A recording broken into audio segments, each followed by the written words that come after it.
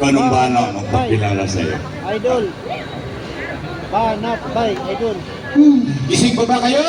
Yes! Tulog na ata? Parang tulog na. Gising pa ba? Yung mga nasa likod dyan. Ayun na oh. Binabati ko po lahat ng ating mga kababayan na nakikiisa dito sa atin ngayon sa EDSA po.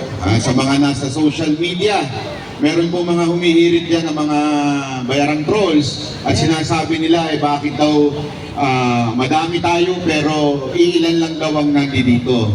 Hindi po nila alam, pag inad po nila isa-isa yung mga nanonood dyan, alam naman tigi isang cellphone yan. Diba?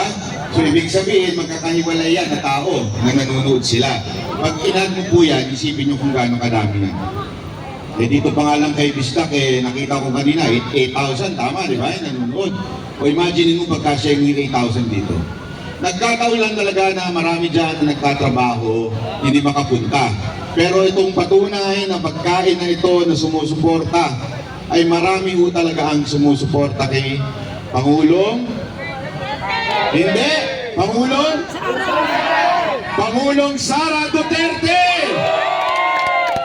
Ayan po ang dapat itawag na natin dahil sa tingin ko, malapit na. Hula ko lang yun ha, wala akong pagbabanta dito ha, hula lang yun ha. Alam mo naman minsan, nag-uhula tayo eh. Malay nyo, malapit na po na maging Pangulo ang ating VP Sara. Kasi sabi nga, di ba, ng Biblia, ang 1,000 araw ay isang araw na. So ibig sabihin, malapit na kasi 2028. Nililinaw ko lang din sa mga abogadong nanonood dyan. Alam mo naman ngayon, usong-uso ang walang kwentang kaso. Katulad ng ginawa nila kay VP Sara Duterte na kung ano-ano, pati yung anti-terror no, alam mo, grabe po yun ha, grabe po kasi sigurado ako marami sa atin ang sumuporta sa anti-terror bill pa lang. At nung naging batas ay tuwang-tuwa tayo dahil sana gagamitin ito sa mga putang inang NPA. Pero ginagamit ninyo sa isang matinong Vice President. Saan ba naman kayo nakakita ng bayan na ganun? Ang anti-terror law, kaya nga anti-terror para sa mga teroristang NPA. Hindi para sa Vice Presidente. Tapos gagamitin nyo kung hindi naman kayo mga hindot. Yes! Yung totoo, di ba ho? Yun ang anti-terror law, yun ang espiritu ng batas na yun para sa mga terorista. Kanino nyo ginamit? Kaaway ninyo sa Congress na si Arnie Tevez. Ngayon, gagamitin nyo kay VP Sara Duterte. Dahil alam ninyo, pwedeng takpin. Kaya nga ako'y nananawagan sa ating mga kababayan. Tandaan po natin ito. Ito po ay nasa ilalim ng ating konstitusyon, Article 3, Bill of Rights. Karapatan natin na magsalita at magbigay ng pahayag. Karapatan natin magtipon-tipon para idain natin ang ating mga saloobin sa gobyerno na ito. Marami nagsasabi sa inyo, huwag nyo lang gagalawin niya si BP, huwag nyo lang i-impeach yan, huwag nyo lang ikukulong yan. Magagalit ang taong bayan. Ito ang tanong ko sa mga nagsasabi ng ganyan. Aantayin niyo pa po ba? Aantayin niyo po ba na dakpin si VP Sara Duterte bago kayo lumabas? Ulitin ko. Aantayin niyo pa po ba na ikulong si VP Sara Duterte bago kayo magsalita at lumabas? So ito na yung oras na yun. Para kayo ay lumabas at magsalita at ipahayag ang inyong saloobin. Hindi magrebelde. Ulitin ko, hindi magrebelde dahil ayaw yan ng ating pinuno na si dating Pangulong Duterte.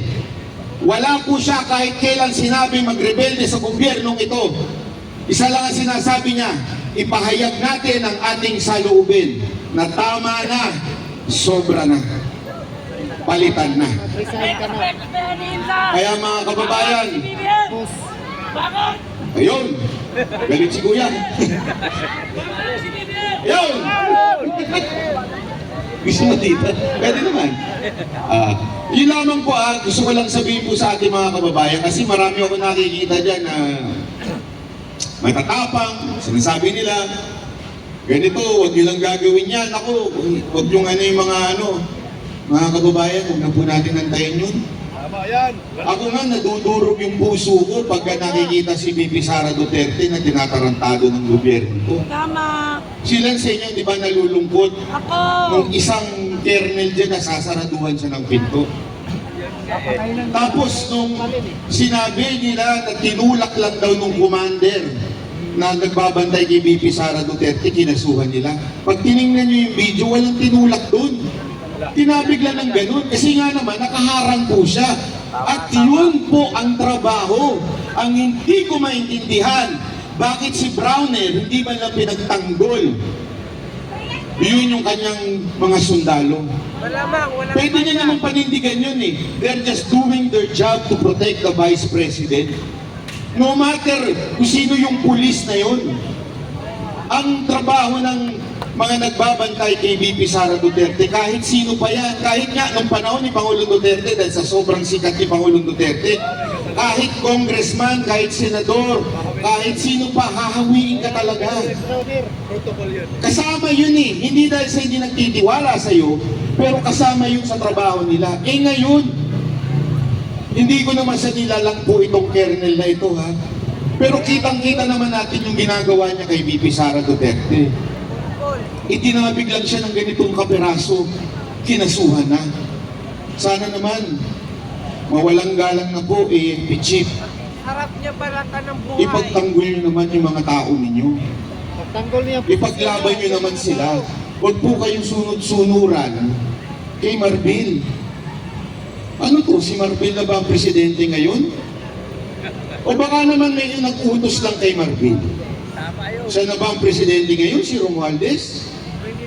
Talagang masyado kong gahaman at gustong maging presidente ngayon.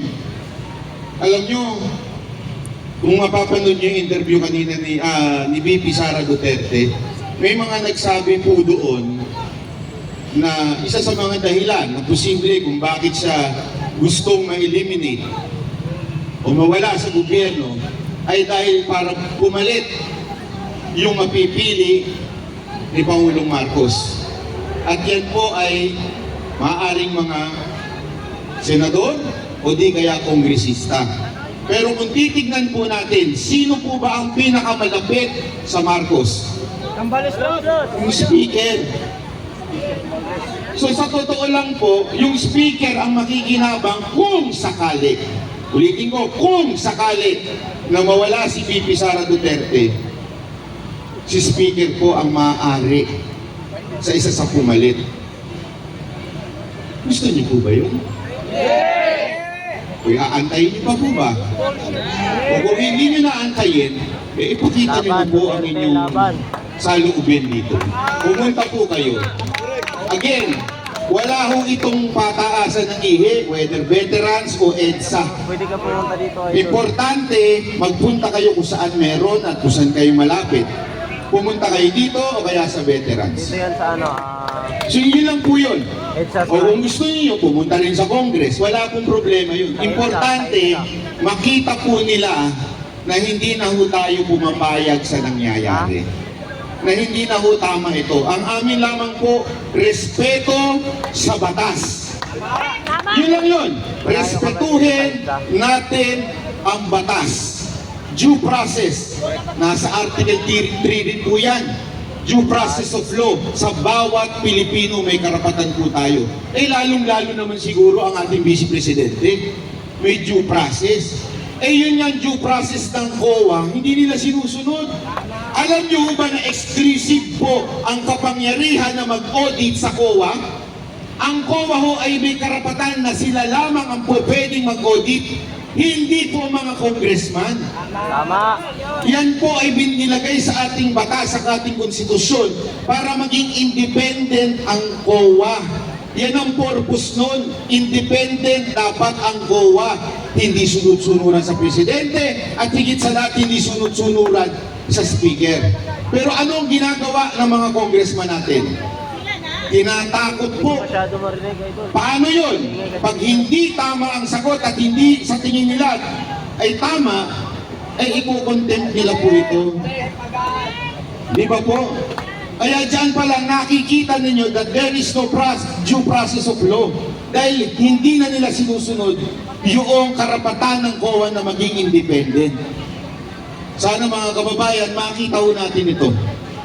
Huwag nyo na hong antayin na kayo ang susunod na maging biktima ng walang due process. Tandaan ninyo, noon pa lang ang mga vloggers nagsasalita na kay Bantag. Naalala nyo noon? Yes. Sumunod si Tebes. Walang due process of law. Sumunod ang KOJC. Wala ring due process of law. Ngayon ang vice presidente na. Hanggang kailan? Hanggang kailan mawawala ito sa Pilipinas? Hindi tayo lumalaban. Hanggang hindi kayo nagsasalita. Hanggang hindi kayo pumapalag at sasabihin ninyong mali na ito. At higit sa lahat, sa ating mga kapulisan at kasundaluhan, nananawagan po ako sa inyo, mapayapa po ang tao na naandito.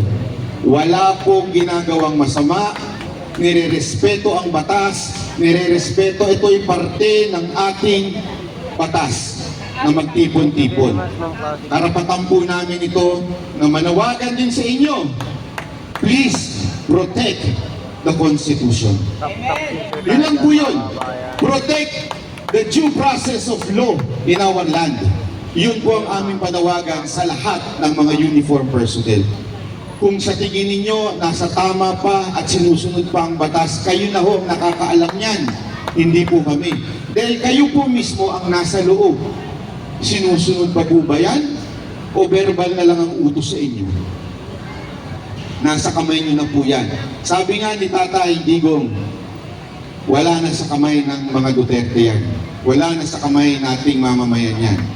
Nasa sa inyo na po yan. Ako po si Banat Bay, in behalf of all the Banateros, maraming salamat po. Wala po uuwi. Opo, Sir Plastic. Tuloy-tuloy na ho ito, ha? Okay? Maraming salamat. Sigaw naman yan, Duterte! Duterte! Duterte! Duterte! Thank you. Siya po si Manat Bay. Hello.